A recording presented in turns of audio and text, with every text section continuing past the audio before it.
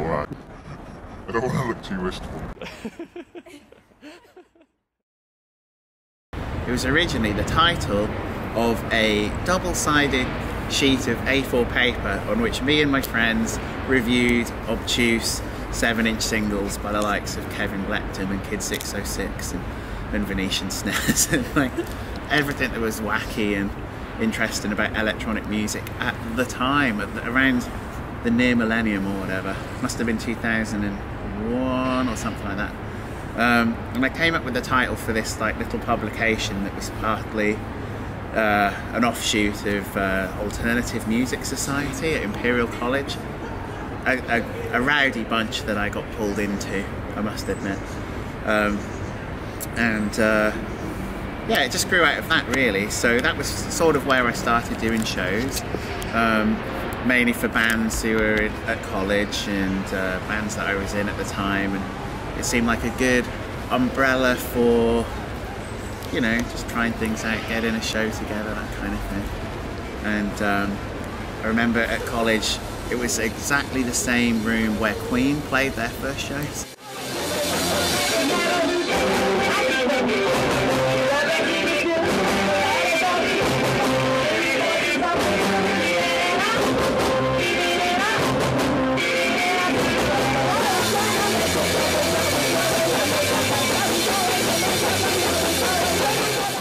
I got pulled into like events through that way, like DJing a lot at university, and then when that all finished and I hit the real world, so to speak, I went on a bit of a holiday with my dad to California, because we used to go away a lot together as a family, and he hadn't been away for quite a while, so we thought we'd do a little road trip, and I ended up dragging him to a lot of bonkers shows in Sacramento.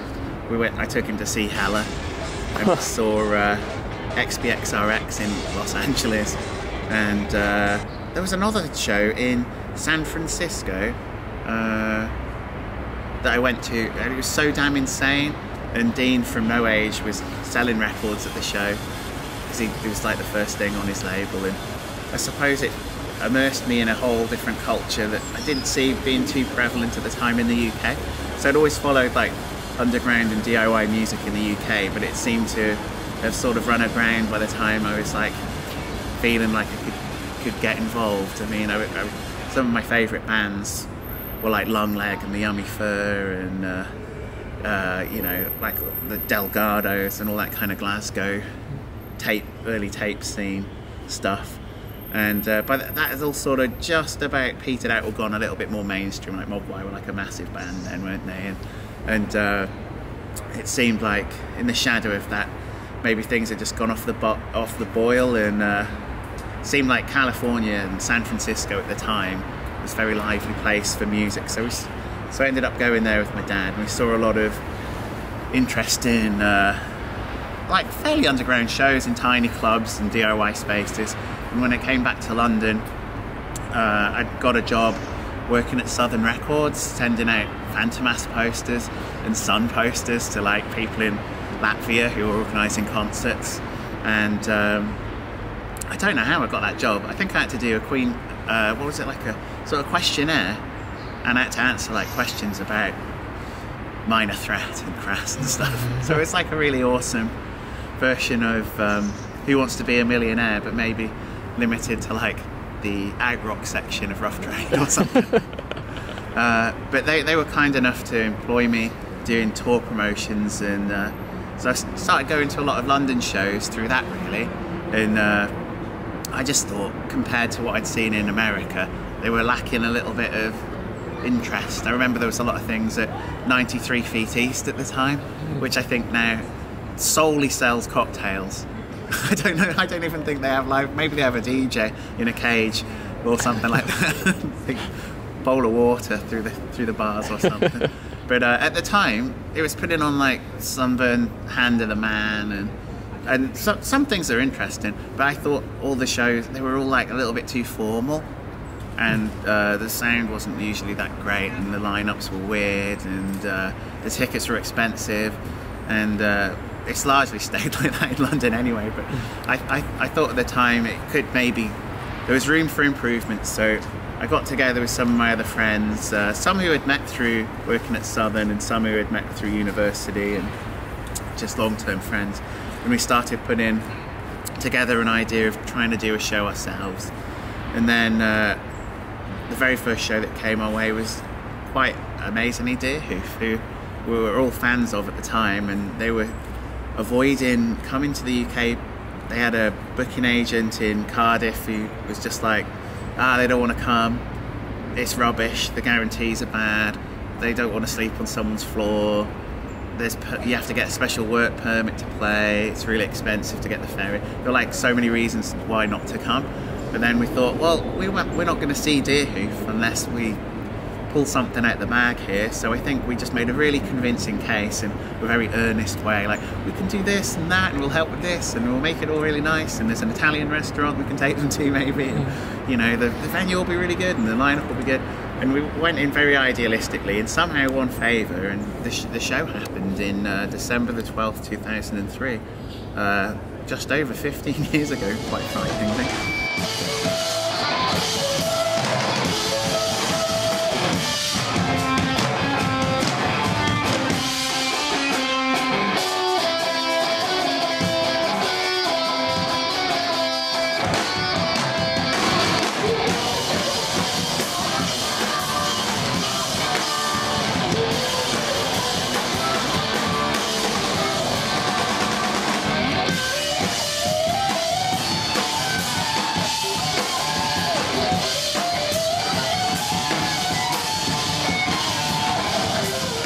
The thing I was quite adamant on was we had to have a banner on under which to operate, and so I had this name, Upset the Rhythm, from I always really liked it. I thought, I don't know, you hear it in common phrase, like occasionally in like sports and things like that, or upset the rhythm of the cricket game, or all that really upset the rhythm of his train of thought.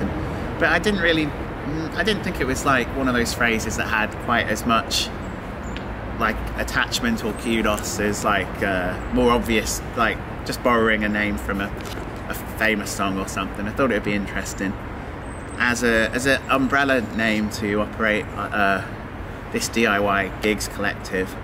And so we made a banner using an overhead projector with felt tip pens, using a sad undergraduate's single white sheet, which we still use today.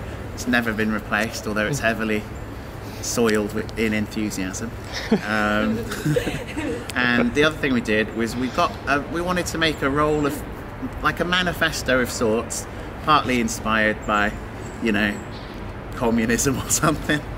But we were an idealistic bunch, and I still am. I'm pretty much the only person from the original crew who got on board. But so we were like, we need to get a big roll. So what we're going to get? So we got a roll of baking paper, because it lent it. You can't use foil, you can't use cling film. At the time, I don't think I'd been anywhere where they sold reams of paper. We could have gone wallpaper, but it's more expensive than baking paper. So we got a roll of baking paper and wrote down a whole list of commandments, so to speak. Some of them were unrealistic, but they came from the right place. I think the main one that we've stuck to a lot of them. They were mainly like, only book artists you really love, and, you know, make it fair for the audience and treat the bands well, and all the things that go without saying, but I really think London needed it at the time, and to be honest still does. I mean, it's hard, isn't it, when you play in bands, you often play weird shows and you don't meet the promoter, or they've left before you've played, and you're like, well, how do I get all my stuff home? And they're like, we don't care. And it's like, is there £10 travel expenses? Like, nah, mate. But you can have a warm Bex. Good trade-off. I'm digressing, but yeah, we wrote up this huge long form, maybe like 30 points. Some of them were really petty, like, we don't want this band to play because we didn't like them. I won't name names. And we've since worked with them. Awkward. But you know, rules are there to be broken, and I think the heart of what we did was sort of in that sacred parchment text, and it allowed us to build on something and have a shared bunch of ideals that we could sort of rally around and cohere against. So yeah, so that's how it all started. We put on the first show in December 12th, 2003 with Deerhoof in Needles Italian Wine Bar, which I thought was the best place in the universe because it had caves built into the basement of the wine bar. It had none of the things you'd typically look for in a venue. It didn't have a PA, bummer. It didn't have a stage. That's of no importance. It did have little caves where you could have a beer. So yeah, so that was the first event. We had no idea if anyone was going to come because we didn't know who liked Deerhoof. They'd not played here before. But we thought, you know, everyone must like them because they're so good. And that's still the spirit in which we book everything. Although it's not a financially sound decision, because great bands aren't always loved by the masses to begin with, but hopefully it comes their way at some point. And so we didn't sell any tickets in advance because we didn't know what that was about. So we just said tickets on the door, just like if you go in to see some Amdram in the community centre or something. Just turn up and join a queue. And so the sound check went off without a hitch. We'd hired in a PA, didn't have a stage. I say PA, it was like a glorified bass amp to be honest, but it had a lot of channels on there, and it came with a sound person called Rick the Dick, who was highly prized at the time. If you could get him to do your sound for you, you were really onto something. He wasn't the most friendly person, but he was budget, and he paid a lot of attention to the sound. And let's face it, he was cheap. So we were like, well, we've got to pay Deerhoof a lot of money to come and play. So, you know, it's Christmas time, everyone's saving up. But the show went off without a hitch. It was only like 150 capacity venue, and it sold out within an hour. There was a line of people going right round the block, and people thought it was something to do with the BBC Radio 1 stations right there, isn't it, on Great Portland Street. And they thought maybe, who would it have been at the time? They maybe thought like Eternal were doing a sign-in or something, I don't know. Atomic Kitten maybe were doing a little meet and greet. But no, it was just loads of odd people like ourselves who wanted to queue up to see some offbeat indie rock in a basement. And that's where it all started. So we did that one show, and lo and behold, it was really successful, and we thought, wow, we've done it. Put on our favourite band out of nowhere. People seem to like it. What should we do now? And I think I said we should do another show. And now we've done 1,500 more. Congratulations on 15 years of Upset the Rhythm. We were just going over our paperwork from 2004, Chris, and we never got paid for that tapas restaurant show. That was his first show. Your first show. He might not have had his, his details worked out.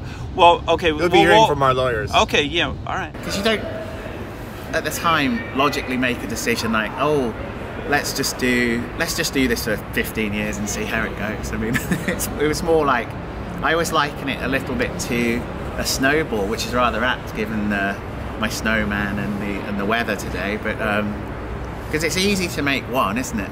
And then if you just push it through the snow, it gains a momentum of its own eventually. And I think in the first year we did about maybe 10 shows, so not even one a month, but certainly like a constant work ethic. And now on average we do one a week, and it's been that way for 15 years, so we've got something right, I guess.